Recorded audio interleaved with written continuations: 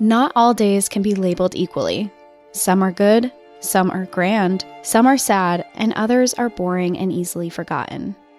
But some days are so horrifically ingrained in our history, like that of the Battle of Antietam. It's so horrific that it cannot be forgotten and lives in the remnants of land, buildings, writings, and inspired poems. Landscapes Turned Red by Stephen W. Sears paints a vivid picture of what that deadly day was. Of all the days on all the fields where American soldiers have fought, the most terrible by almost any measure was September 17, 1862.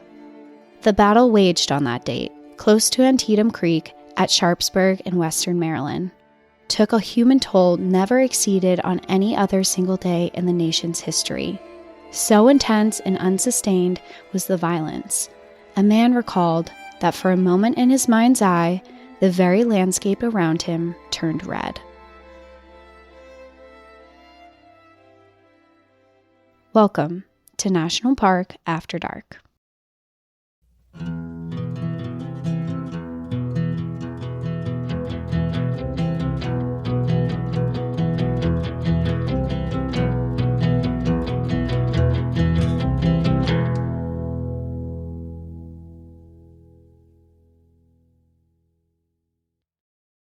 Well.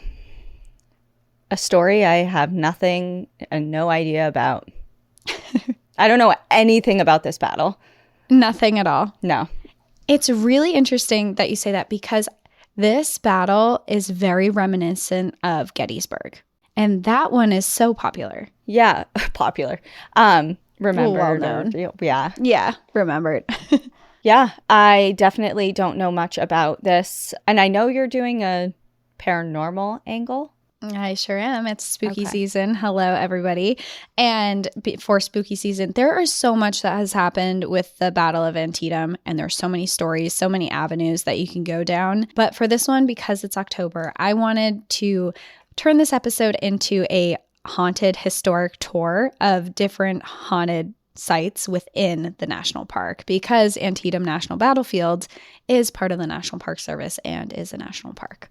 Lovely. And now we can get into our spooky season haunted episode, which there's some not only the battle itself is pretty horrific and some weird things happened, which I don't get super into the battle, but I get a lot into the histories of the locations of where the battle was happening. But of course, like you, I was not super familiar with the Antietam battle and wasn't super familiar with the Antietam National Battlefield. So I wanted to, before we get into the historic tour, give you an idea of where this place is, what it is, and what it is commemorating as a national park. So Antietam National Battlefield is a national park in Sharpsburg, Maryland that commemorates the battlefield of the bloodiest day in history that took place during the Civil War. After a 12-hour battle on September 17, 1862, between the Union and Confederate armies, over 50,000 rounds of ammunition were fired and 23,000 soldiers were left dead, wounded, or missing. When the smoke cleared, a 3-mile line of bodies lay in its place. The amount of casualties on each side was horrific.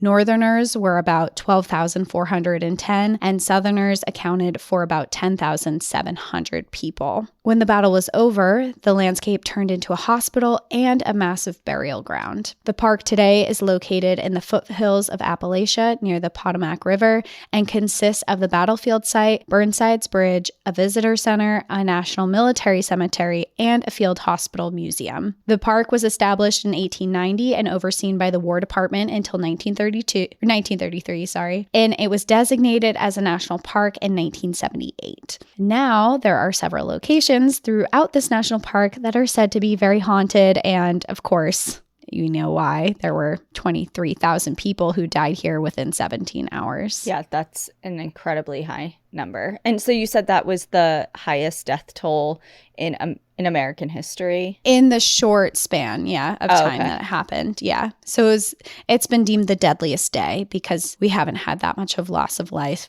within a period of a day ever. Ever before that and ever since. So also, before we dive into the history and the haunted places, just as a little reminder for the Civil War, I know most of us are pretty familiar with it. We learned about it in school, and the history is pretty well known. But in case you need a refresher, because it's always nice to have some context before you get into places and things and events that happened, I just wanted to talk about the Civil War for just like a quick little moment. Of course, please. Floor is yours. I know we've talked about it a lot. We did Gettysburg. You did the hospital at Gettysburg. Episode that you did. Was that the crossover with Two Girls, One Ghost, though? Yeah. So I don't know which one was on our feed. It was about a year ago now, so I don't really remember. Yeah, go listen to Two Girls, One Ghost if you want more Civil War haunted history. And your story was so interesting about the hospital and how they ran things and how unsanitary it was and the horrific things that they were doing there. That was definitely on ours. Was it? That one. I'm pretty sure. And then I did a follow-up one about, I feel like it was spiritualism in the wake of the Civil War. I did on their feed. But again, it was a year ago. I don't quite remember. But the hospitals, the makeshift hospitals, and the way that they treated their dead and things like that. I don't know. Maybe I'm just making a fool of myself and I don't even remember exactly. But yeah, we definitely have covered the Civil War at length at some point. Yeah, we covered the Civil War, and so this story, a lot of the stuff I don't go into in the way that you did with Gettysburg, but I do want to preface that all the same stuff that was going on at Gettysburg was going on here, including the hospital stuff where they were just chopping limbs off and hoping for the best, and no antibiotics, soap isn't used, sepsis is happening left and right. Like it was a really horrific time. But anyway, going into the Civil War itself, it began in 1861 after the country had long-standing conflicts about American life and politics. And of course, the most well-known and prominent issue that began the Civil War was, of course, the abolishment of slavery. And to show like what side everyone was on, the North wanted to abolish slavery while the South largely did not. But it was also a little bit more involved in that. So the Southern states were fighting the federal government for control to govern their own states so that the federal government could not interfere and change laws that they didn't agree with, such as ones that could make slavery illegal. So they basically wanted they wanted the states to have full power. The Southern states also wanted to expand slavery into the Western states, which at the time, the newly formed Republican Party was very, very against. They did not want slavery to go out into the Western states like the South was trying to do. But part of the difference between the Northern states and the Southern states was that the Southern states, their primary, maybe not primary, but a huge economic resource for them was cotton. And it was a very valuable resource for them. So the states were essentially fighting to keep enslaved people because it was unpaid labor, which made them make more profits. In the North, up here, we didn't have cotton. It was the midst of the Industrial Revolution, and the need for hard labor in fields was non-existent, and unpaid labor wasn't needed, which was part of why the Northern states opposed it, was because, one, they had no stake in it, but also because of the morality of it. For them, it was obviously like not, people fought over, you can't enslave people. Right. So that was the reasons why the Civil War began, and battles all over the South broke out, but the Battle of Antietam was the first attempt of Robert Lee's Confederate Army to take the battles into the North.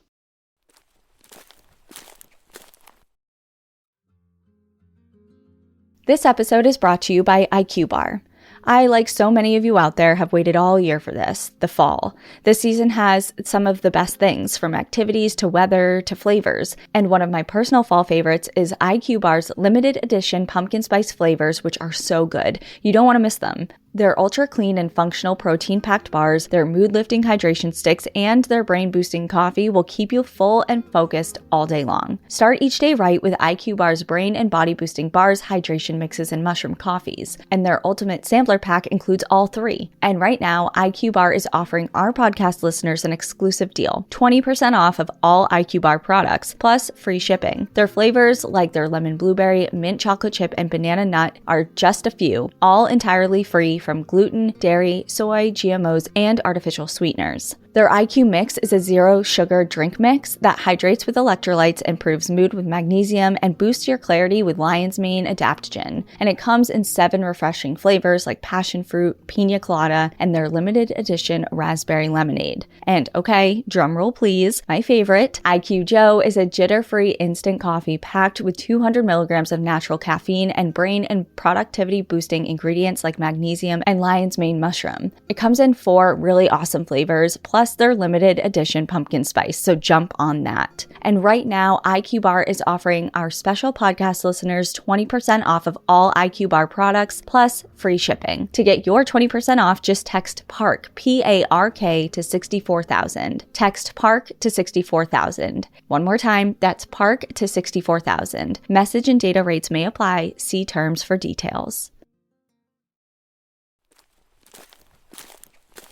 The Battle of Antietam took place across an area roughly encompassing a few thousand acres, with the most intense fighting concentrated around a 30-acre cornfield considered the epicenter of the battle, where both sides clashed repeatedly. What makes this battle especially violent was by the means that it took place. There was a heavy use of muskets, which required soldiers to reload after each shot. And also to note for muskets, they had a shooting range of under 200 yards, and an accurate shot, it had to be about 100 yards. So they had to be shooting very close proximity to other people. So obviously makes the violence of that go up considerably when you're face to face with someone killing them. And also, it wasn't just purely fought with weapons. Much of this battle was hand-to-hand combat, which included knives, swords, axes, like whatever they had. They were fighting people one-on-one because they were actually charging and storming on foot and battling it out, hand-in-hand combat. So it was very, very violent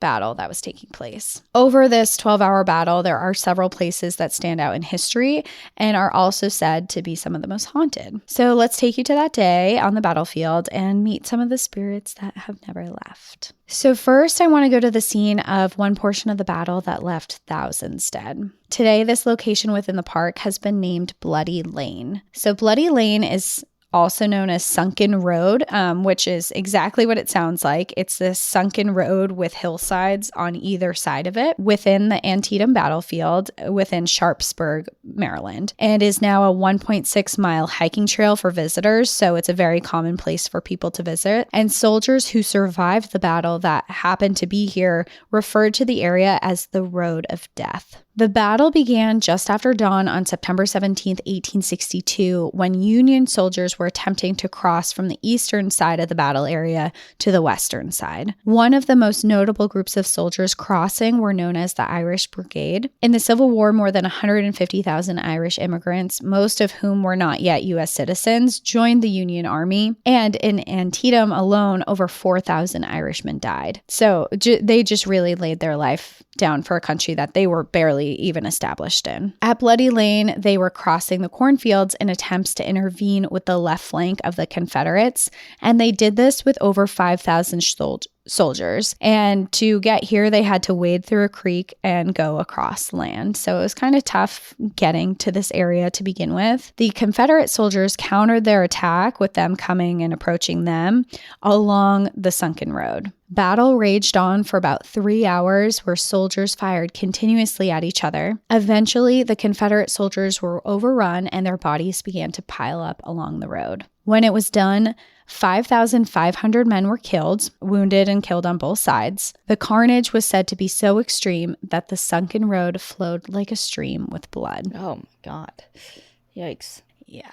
The National Park Service wrote about the battle saying, quote, "For more than 3 hours, the combatants slugged away at one another at point-blank range. Gravely outnumbered, the Confederates attempted to reinforce the hollowed-out road with little success. At approximately noon, after numerous Federal assaults, the thin gray line broke. Union forces seized the road and drove the Southerners towards the Piper Farm." And the Piper Farm is something that I'll talk about later in this as well. But it's no wonder that with all the death and violence that have occurred here, that visitors have reported ghostly happenings from the spirits who maybe have never left this battlefield. In an article that I found on Odyssey.com, a park ranger at Antietam was quoted saying, "There are times it's eerie to be in the battlefield. I've never seen anything, but it's more of a feeling because some terrible things have happened here." Which I think is a sentiment that a lot of us can relate to if you haven't had a ghostly encounter, but you're somewhere and you're standing there and you're like, I know the air is heavy here. Something really bad is still in the atmosphere in this landscape. Yeah, the energy is just shifted a bit and you can sense it. It doesn't necessarily mean to have a paranormal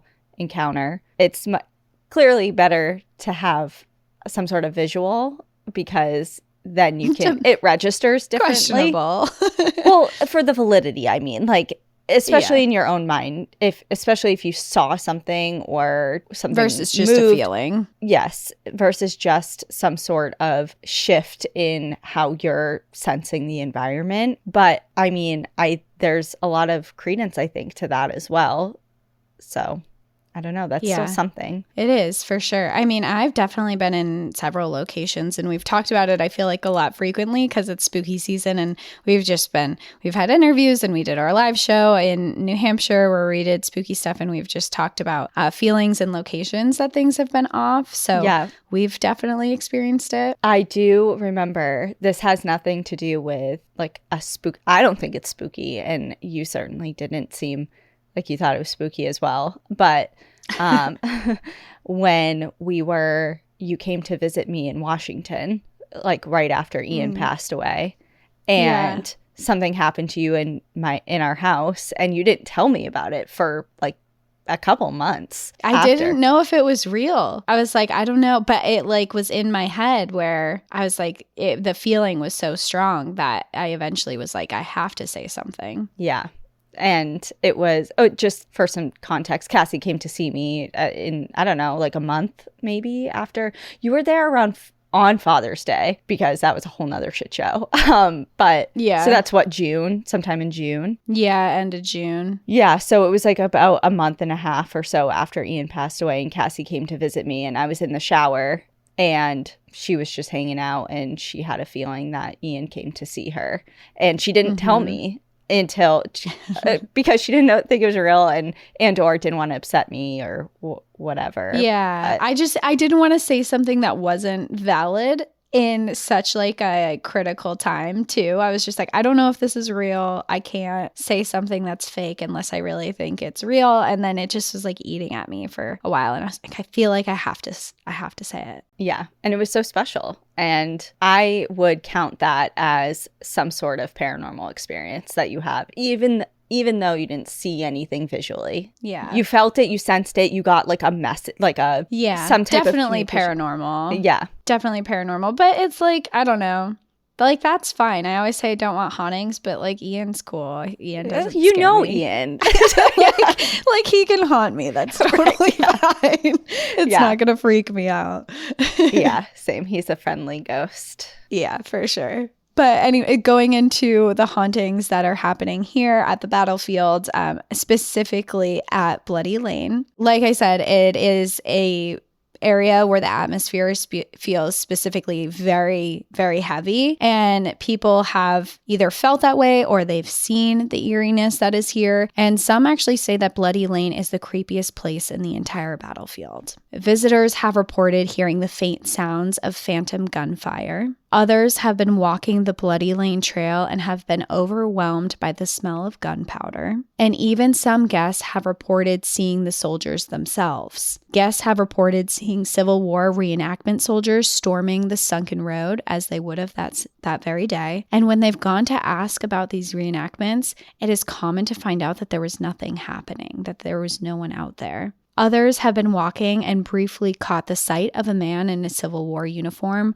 before that person just disappears entirely. But one of the most well-known hauntings happened to a group of school children who were visiting for a field trip. They were given a tour of the area and taught the history of what happened there. During the tour, they learned about the Irish Brigade and how they would shout "Fa a Bala," meaning in Gaelic, "clear the way." at incoming fire. So they would shout this to each other in Gaelic to be like, incoming, we're getting shot at, cannons, whatever's happening. And a lot of times following that cry, people would die. After this tour, when they learned all about the Irish Brigade and the area that they were in, they were told that they could walk around the field adjacent to Sunken Road, and they were asked to write a brief description of what they learned that day. While the kids found a good spot to sit down and complete their writing assignment, they began to hear some type of chant around them. They couldn't find where it was coming from, but it sounded very similar to fa la la la la,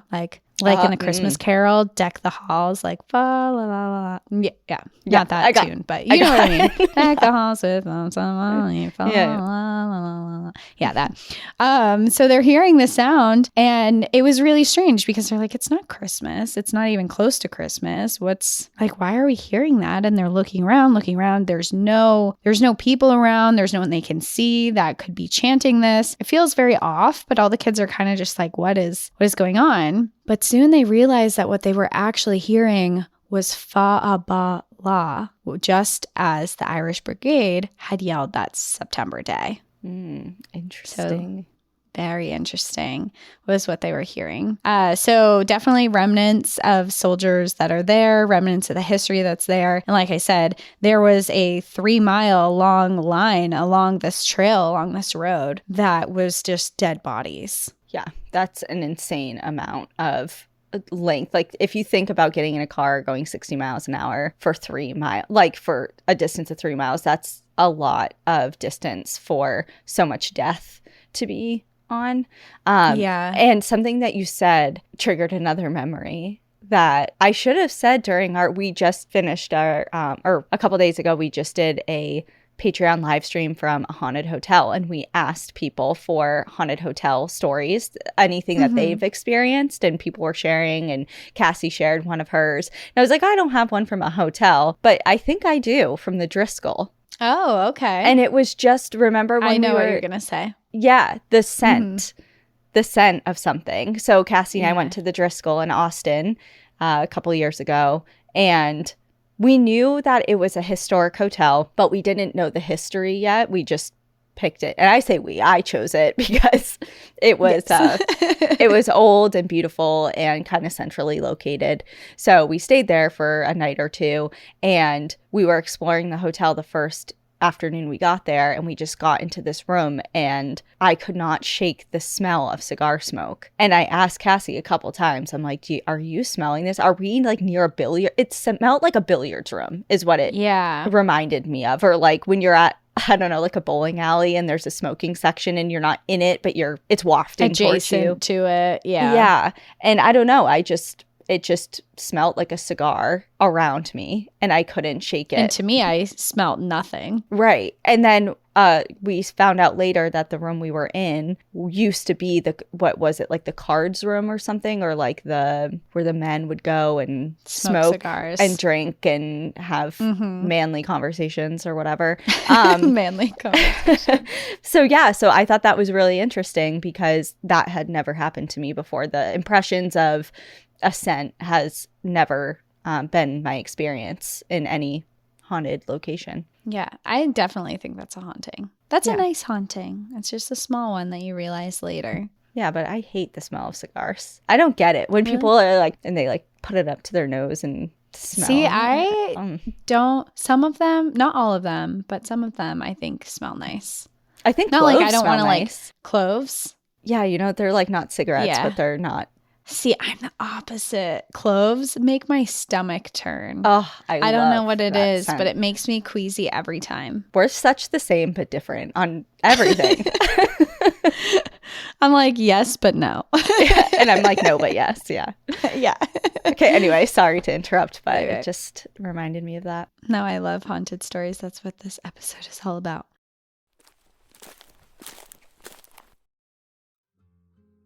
My fiance is an outdoor man through and through. I can find him outside doing trail maintenance, off bike riding, or soon will be snowboarding. And while I love that he's so active, he gets really sweaty, and he needs a good deodorant to stay fresh. That's why I've gotten him hooked on Jack Black. It works so well, and I love the way he smells when he uses it. This podcast is sponsored by Jack Black. Jack Black just came out with 4 new scents of their #1 deodorant, Pit Boss. Their deodorant is best at controlling odor and wetness no matter what my fiance is doing. As soon as I saw the Jack Black Pit Boss scents, I had to get my fiance to try them out. My favorite was cardamom and cedarwood, hands down. It smells amazing, and nothing makes your man more attractive than when he smells good. Am I right? Jack Black was founded over 20 years ago with the goal of offering men's body care products that were just as effective as women's body care products. When it comes to women's products, there are so many options. And before I introduced Al to Jack Black, I would catch him using my stuff. I really love how great of quality it is and that he's finally found something that he enjoys and that works for him. Along with deodorant, Jack Black offers a full line of men's products for every need, from cleansing to moisturizing to beard care, so your significant other can treat themselves to some luxury right at home. Jack Black has free shipping in the US on orders of $50 or more, which means you can snag all 4 Pit Boss scents to give them a try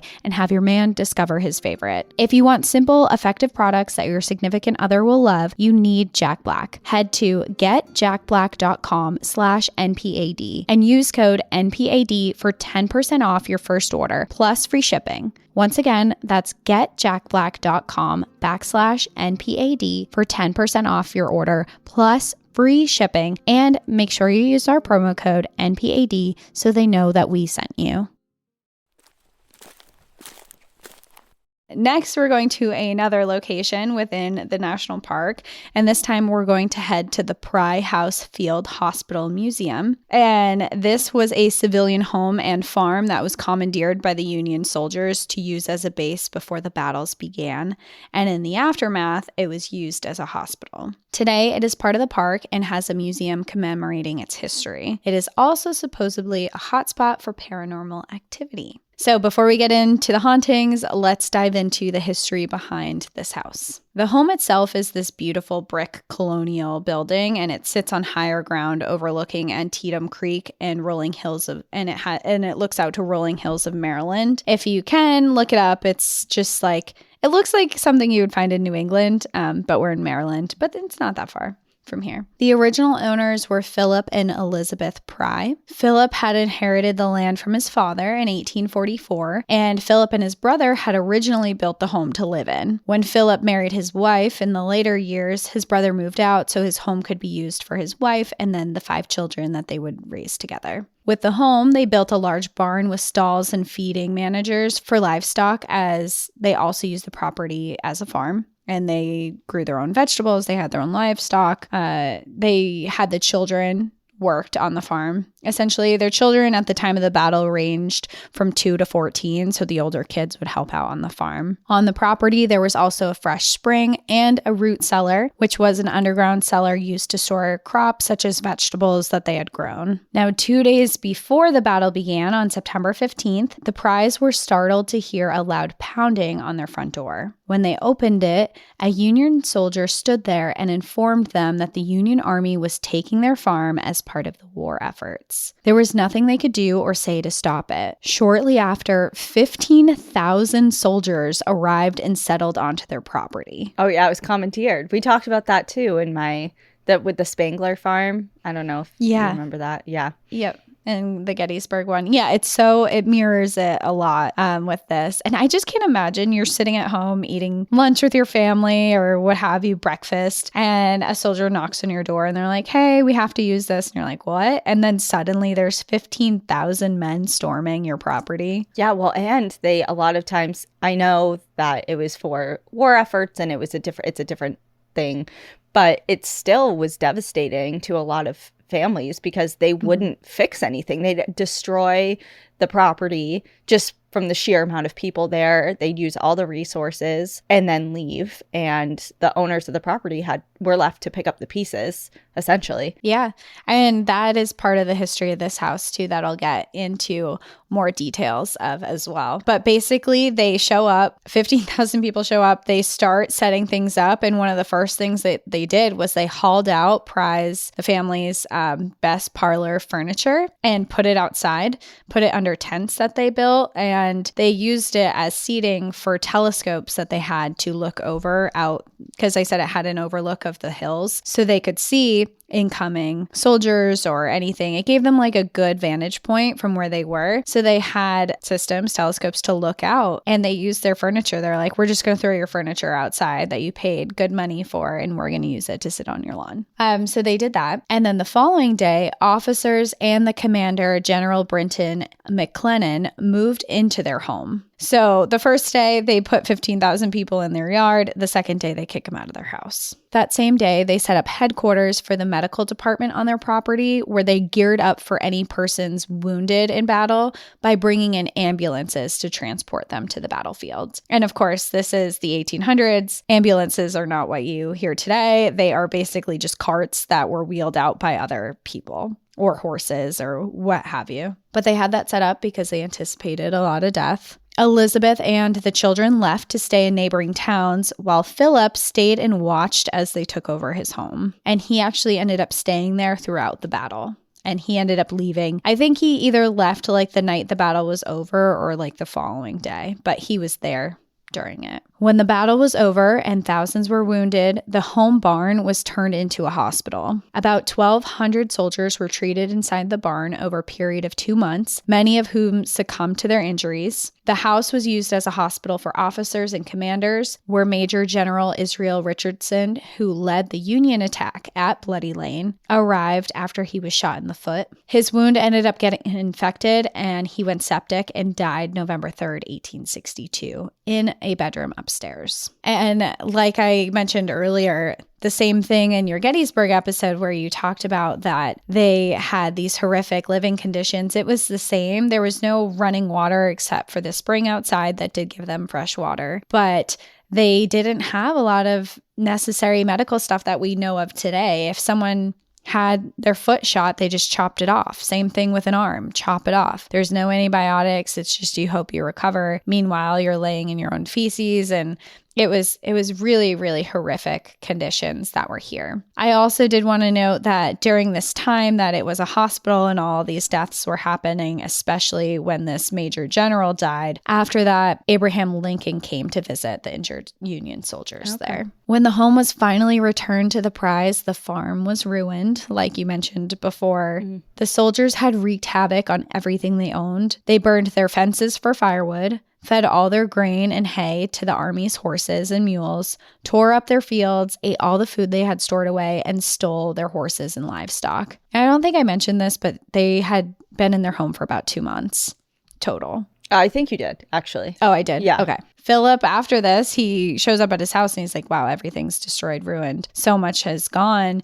He was told that he could file a claim with the government to be paid the losses for his contributions in letting his home, quote unquote, letting his home be part of the war efforts. So, of course, he files this claim, and he was given $4,243.53 to recoup those losses. But the payments to get to him took 10 years before they got there. And was it $4,000 not today? Not today's money. Okay. Yeah. So but that's still, I mean, 10 years is a long time. 10 years is a long time. And when you have to front that money right away, and they destroyed everything. They took all their food that they had saved, and their house was destroyed. You know, it was a lot. And to add a little bit of salt to the wound, after they finally paid him out the full $4,000 and some change, they actually sent him a letter stating that the government had overpaid him and forced him to return $1,209.38 of the money that he was given.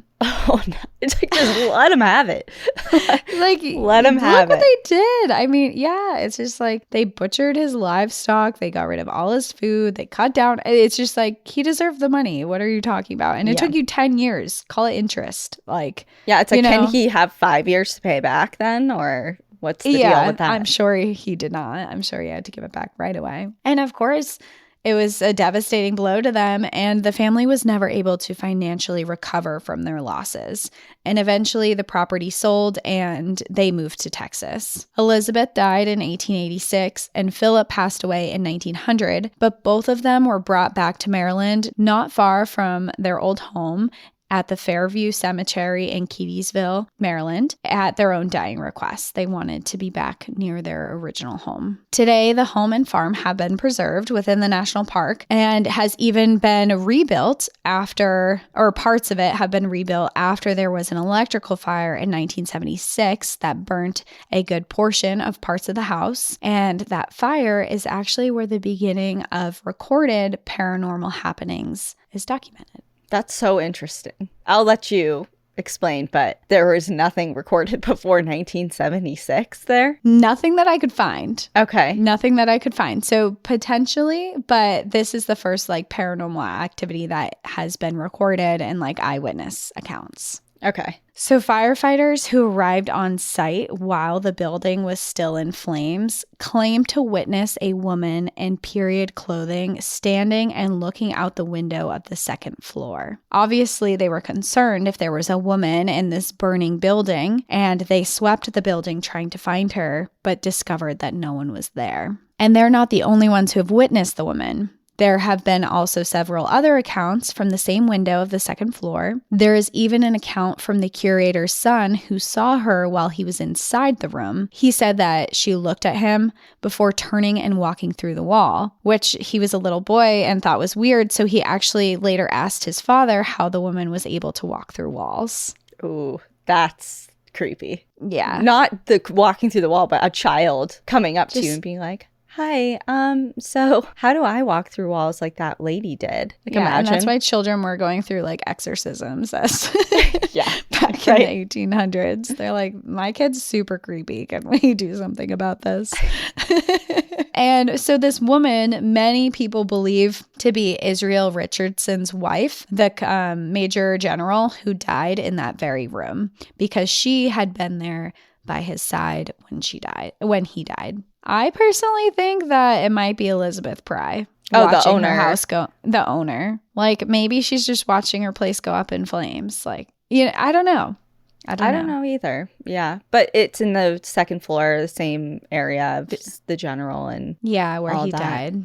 And his wife. It is interesting, though, that if we are truly going with the theory or going along with the narrative that there hadn't been any reports of paranormal activity until this electrical fire, that makes me more apt to believe that it's the owner, because that's an event, another like serious event and change to her home, which I feel like would spark that type of entity. Some type of activity. Yeah. Versus I feel like if it was the general's wife, that was something, maybe an apparition or activity that probably would have been documented before if, you know, I don't know. Potentially. It is the 1800s and documentation isn't as well.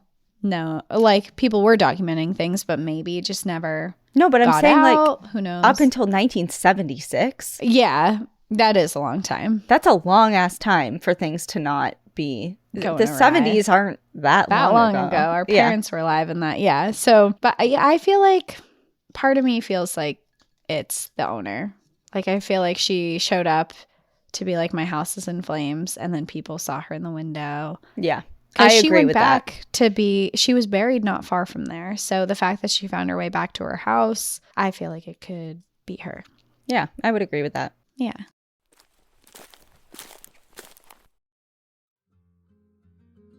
This time of year is exciting for a lot of reasons, but one of the biggest things I think I enjoy about fall is transitioning my closet. It just feels like a nice reset with the added bonus of slipping into comfy, cozy things, especially the comfy warm sweaters from Quint. Quint is known for their Mongolian cashmere sweaters from $50, and not just that. All of Quint's items are priced 50 to 80% less than similar brands. That includes beautiful leather jackets, cotton cardigans, soft denim, and much more. And you may be asking how they're able to do that. By partnering directly with top factories and cutting out the cost of the middleman, which passes the savings right on to us. And Quint only works with factories that use safe, ethical, and responsible manufacturing practices. And of course, premium fabrics and finishes for that luxury feel in every one of their pieces. My favorite from my most recent Quint haul has been the 100% organic cotton split hem turtleneck sweater. I got it in the black and camel colors, and it's so comfortable, but also stylish. Get cozy in Quint's high-quality wardrobe essentials. Go to quince.com/NPAD for free shipping on your order and 365 365-day returns. That's QUINCE.com/NPAD to get free shipping and 365-day returns. Quince.com/NPAD. So while a woman, whoever she is, apparition is often seen in the home, the barn experiences the most amount of activity, so much that paranormal investigators love to visit this area. It is really common for strange lights to be reported coming from the barn at night, but upon investigation, there's nothing on. Other people have experienced the lights flickering while walking around inside, and others have reported hearing disembodied voices with moans and cries, and sometimes even singing. I will pass on the singing, but depends what they're singing, I guess. I don't know. I think singing is a creepy sound to hear when you don't know where the source is. Yeah. So it's the song though. Like if someone's singing like happy birthday to you in a really scary voice, that is scary. But if a Whitney Houston song comes on while you're hanging out in there and she's belting out, I'm like, hey girl, I don't know, like that might be fun. I disagree with that. 1,000%. You're telling me I don't care what it is. I feel like if I heard Whitney Houston coming from a barn with no one around, I'm going to be frightened, especially if it's somebody else singing Whitney Houston. No, it's Whitney herself. Probably not. No, she has better things to do, I think. Yeah, she definitely has better things to do than be at the Antietam battlefield. Yes. National battlefield, yeah. I don't know. Yeah, you're probably right. I'd probably be scared. Yeah. Okay. Anyway. Well, next on our tour of this national battlefield is we're going to go to the Burnside Bridge. And there's not a ton of hauntings going on here, but there's one that's kind of significant that I think, so I wanted to bring it up. So the Burnside Bridge is this picturesque stone bridge that crosses over Antietam Creek, and that's the same creek that I had mentioned that they had to cross to get to Bloody Lane, where people were wading through the water. But this bridge was actually the easiest and most logical way for soldiers to cross because they didn't have to go through the water and get their guns wet or anything like that. So during the battle, Union soldiers had to cross the creek to get to the Confederate soldiers' stronghold, and the bridge served as one of the safer ways to cross. At around 1 p.m. that day, 2 brigades of Union soldiers charged across the bridge and were met with around 500 Confederate soldiers. The battle lasted for about 4 hours until more reinforcements from the Union's army arrived. They were able to cross the bridge, but the aftermath left over 100 soldiers dead. Later, in a haste to lay them to rest, Union soldiers were buried near the bridge in unmarked graves. Visitors to the bridge are now reporting strange happenings. At night, blue light orbs can be seen dancing around the area of the bridge. Along with that, the faint sound of drums playing in a cadence is often reported. And I thought that one was the most interesting because if you don't know why drums are significant during the Civil War, I'll explain it a little bit. So during the Civil War, drums were played as a very significant role in the battles. It was basically their whole means of communication because they don't have a lot of the technology that we have now, and battles were very loud. There's gunfire, there's screaming, there's so much going on. So certain cadences were used not in the battle circumstances, but just to wake them up, tell them it was time to eat, to go retrieve their mail, or even when it was time to be lights out, go to bed. But most importantly, these drums were used to communicate on the battlefield. Drum cadences indicated when it was time to march, time to attack, time to retreat. And this was a very important technique because these drums were able to be heard over these loud noises of the screaming, gunfire, cannons, everything going off, because otherwise without these, it could be a mess. Like, do they know when it's time to attack, when they're losing? When you're in this huge mess, how do you know when to turn around if things aren't going well? So I thought that it was really interesting that people have reported being on this bridge and hearing those same drum cadences that were once happening in that same place at that same battle on this day. That is really cool and creepy. Yeah. But I don't know. I love a good creepy. Drum, like a good drum. No singing, but beat. Drums are cool. Yeah. Yeah. Yeah. Okay. Drums do feel less threatening. Do you remember Drumline, that movie? Do I remember Drumline? A movie. I know. There it is. Was it Nick Cannon? Yes. With that he was the main guy. I kind of forget the plot of it, but I like remember it was just all about, or Cadet Kelly. There was a lot of drumming. Oh my God, Cadet Kelly with Lizzie McGuire. Hilary Duff. Hilary Duff.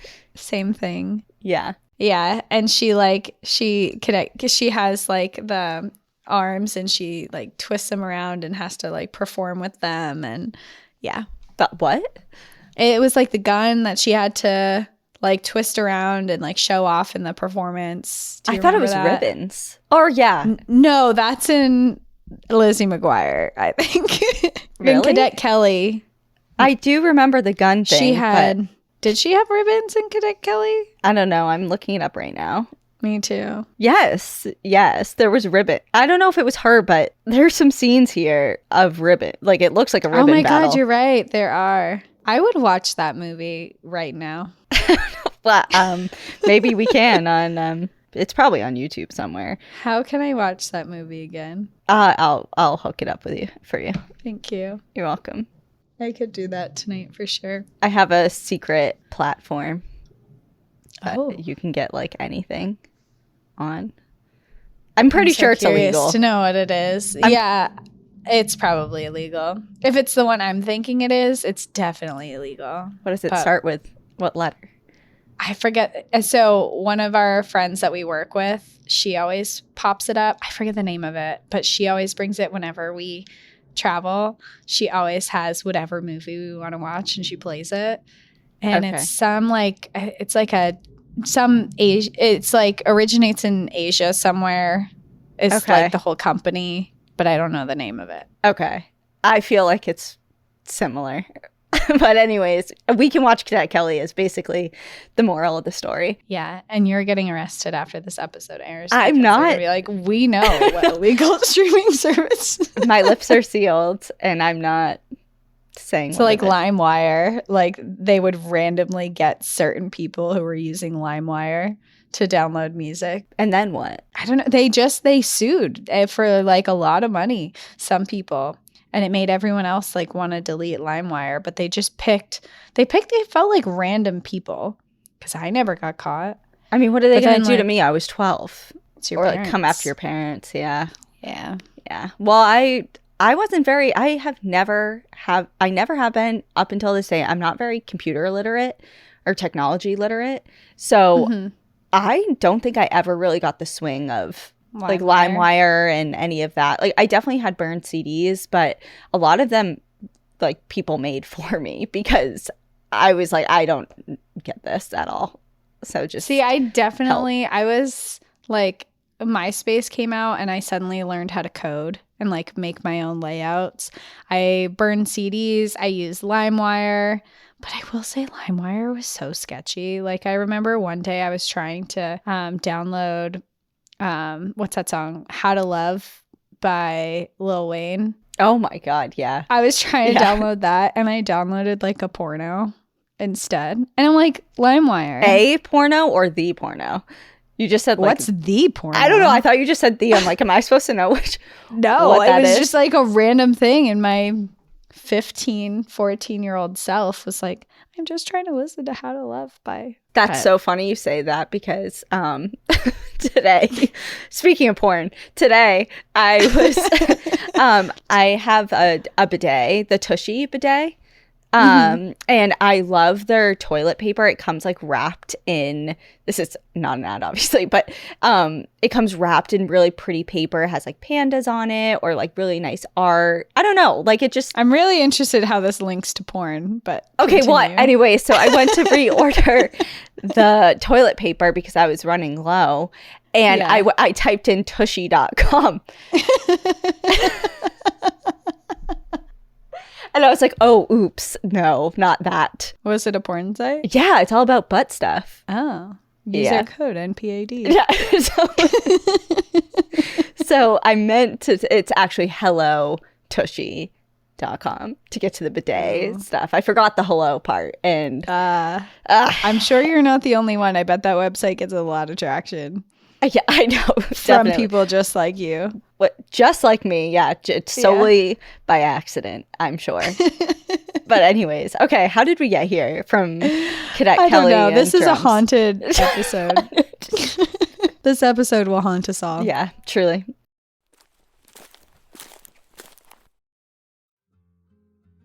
This may be a pretty basic take, but fall truly is the best season of all. I look forward to this time of year, especially the weather, all year long. With so much to love about October, make sure you meet it by being your best with Liquid IV's new hydration multiplier and immune support mango passion fruit. I drink Liquid IV once a day, usually in the mornings, but it comes in clutch, especially while traveling, when those long flights make the need for staying hydrated even more important. The convenient packs make it easy to tear, rip, and pour into my Nalgene bottle, and I just drink it up. Along with hydration, the new hydration multiplier plus immune support is scientifically formulated to support a healthy immune system, which we all know is super important, especially going into this time of year when it seems like everyone is coming down with something. With 5 times the daily value of vitamin C in every serving, Liquid IV gives your body the support it needs. Tear, pour, live more. 1 stick of Liquid IV and 16 ounces of water hydrates better than water alone. Plus, Liquid IV is always non-GMO, vegan, gluten-free, dairy-free, and soy-free. Support everyday wellness with Liquid IV. Get 20% off of your first order of Liquid IV when you go to liquidiv.com and use code NPAD at checkout. That's 20% off of your first order when you shop Better Hydration today using promo code NPAD at liquidiv.com.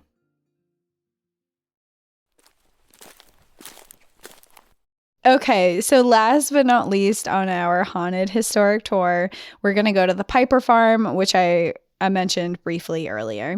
So this farm has a very similar story to the Pry Farm, but the hauntings are a little bit different and the story is slightly different. It's the same as in it was a family home in the farm that was taken to use in the Civil War, but it's a little bit different because this house was taken by Confederate soldiers, while the Pry House was taken by the Union soldiers. The Piper family consisted of Henry Piper and his wife Betsy, along with their 3 children. They were also slave owners to people who were forced to work on their farm. The farm consisted of 184 acres and had the only commercial apple orchard that was in the area. On September 15th, 2 days before the battle, same as the Pry House, the Confederates arrived and General James Longstreet and Daniel H. Hill showed up at their doorstep and told them that their residence had been chosen as a headquarters for the army. Again, shortly afterwards, thousands of soldiers arrived on their property to prepare for battle. Henry Piper was a supposed known Unionist in town, which I don't know much more about him. I researched a bit about him, but I'm a little skeptical that he was a Unionist, and that was because, 1, he owned slaves. So that makes me question if that was actually true.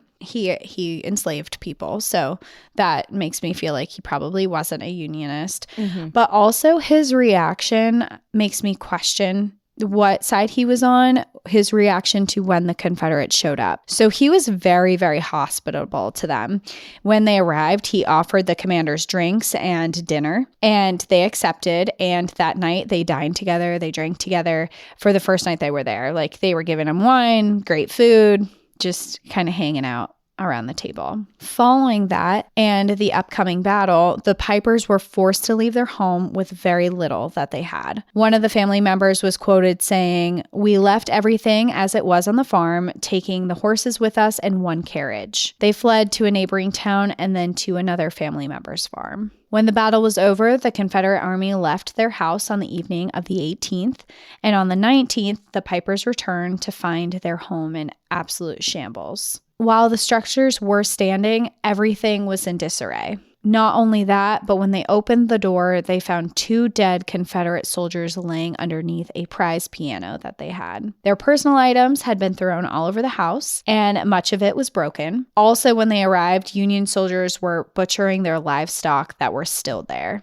So they just showed up to this happening, which was their food source. Eventually, Henry filed a claim to the government to be paid for the damages, and he was awarded $2,488. However, he never received the payment. And the reason for that was that they wanted him to produce documentation that proved he was a loyalist to the Union Army, and he wasn't able to do that. So they never paid him for that. I will say, when I was looking further into the research of him, it looks like later he did sue the government over that decision, and he brought a witness on that was actually someone who was previously enslaved, that he had helped out in some scenario, and actually when the abolishment of slavery went through, he came to work on his farm as a paid employee. So he had him kind of vouch for him, and I couldn't find if he ever ended up getting paid or not, but as he fought it, at least. He that fought decision. it. Yeah, he fought it at some point. The house remained in the Piper family until 1960, and in 1964, the Park Service acquired the property for $75,000. Now, visitors who come to see the house have reported some paranormal activity. The sounds of boots stomping up and down the stairs have been reported here, along with strange flickering of lights. And that is like kind of all that I could find for the hauntings that happen here. But again, for this area, paranormal investigators have also come to this house to try and find things that were going on, especially because of the dead soldiers that were known to go there. And then known to go there, who were found there, the dead soldiers who were known to go there, who were found there. But also, when I was researching this, one of the witnesses who came in the house after said that one room was just filled with dead soldiers and covered in blood. And it was a horrific scene when they got back. Yikes, yeah. Well, yeah. I mean, in the lineup of haunted locations and what could be happening there, flickering lights and boot steps doesn't seem like much, but it's still something. Yeah. If you're there and you hear disembodied, that's right, disembodied footsteps and electrical interferences and stuff, that's still frightening. So it counts. Yeah, for sure.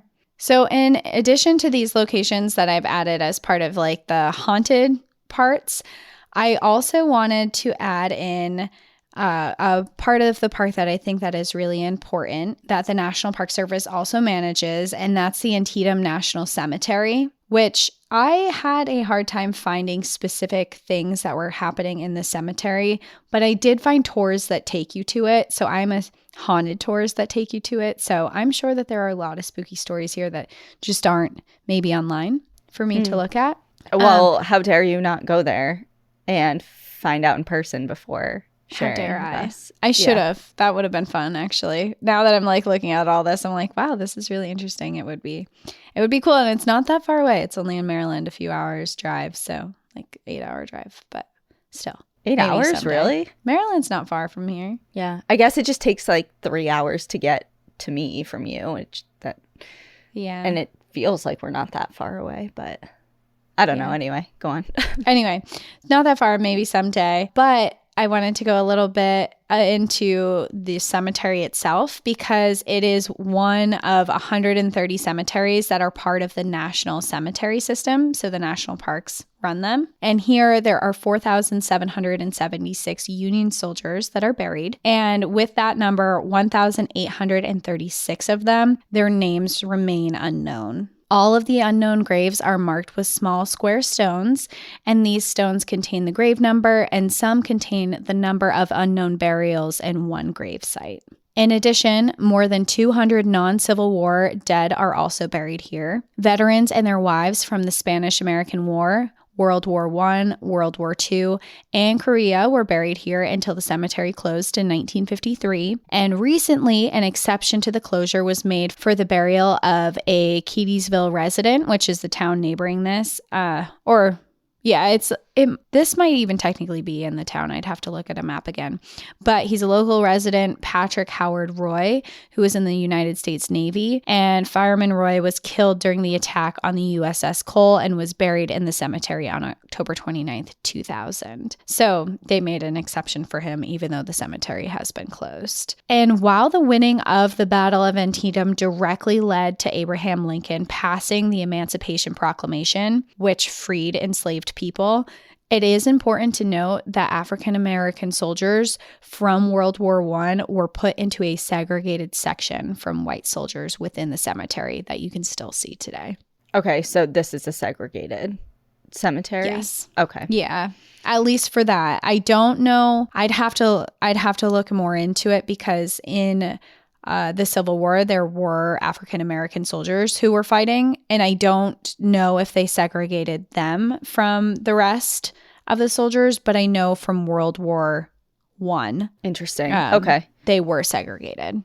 I think that is the unfortunate reality of quite a few Civil War cemeteries. Yeah, it's like, come on, you're fighting for their rights for enslaved people to be free, but then you don't recognize that they're people and not to be segregated. But segregation didn't happen for a long time after the Civil War. I mean, I think it was the 1940s 1950s segregation ended. So like there's that, but it's just like, it seems so contradictory to fight and die alongside everyone else.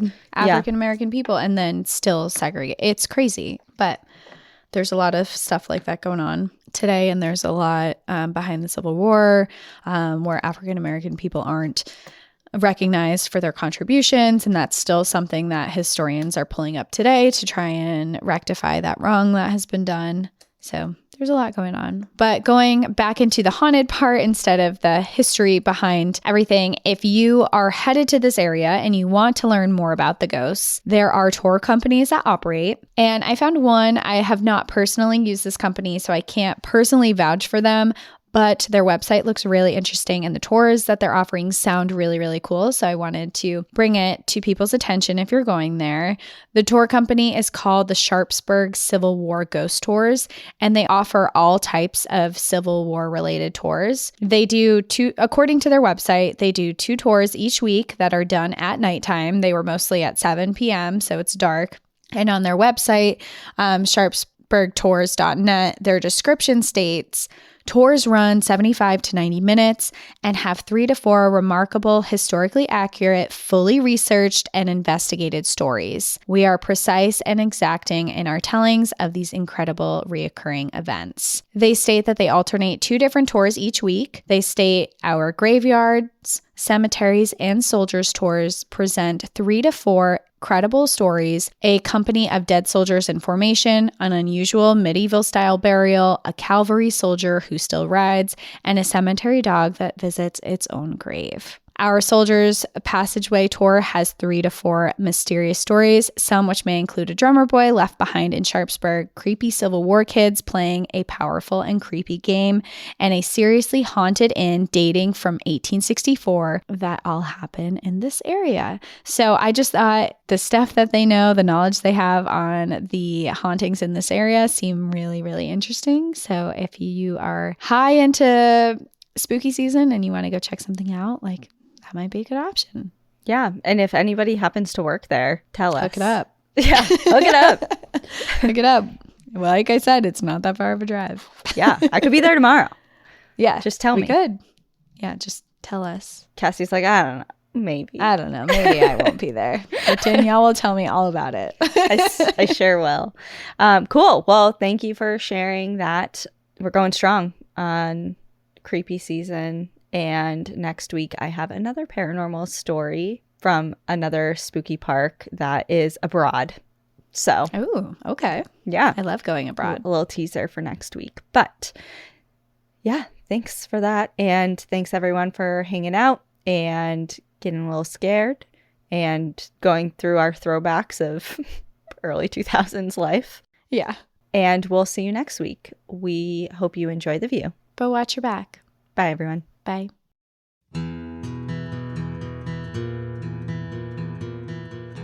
Thank you so much for joining us again this week. If you have a trail tale or story suggestion, send us an email at stories@npadpodcast.com. Follow us on Instagram and Facebook at National Park After Dark and on Twitter at NPAD Podcast. Join our Outsiders Only community on Patreon or Apple subscriptions to listen ad-free, unlock monthly bonus episodes, and exclusive content. And remember, when you support our sponsors, you are supporting our show. For our exclusive discount codes and source information from today's episode, check out the show notes. For more information on our show, our book recommendations, merch updates, and more, visit our website at npadpodcast.com. And please rate, review, and subscribe from wherever you listen to podcasts.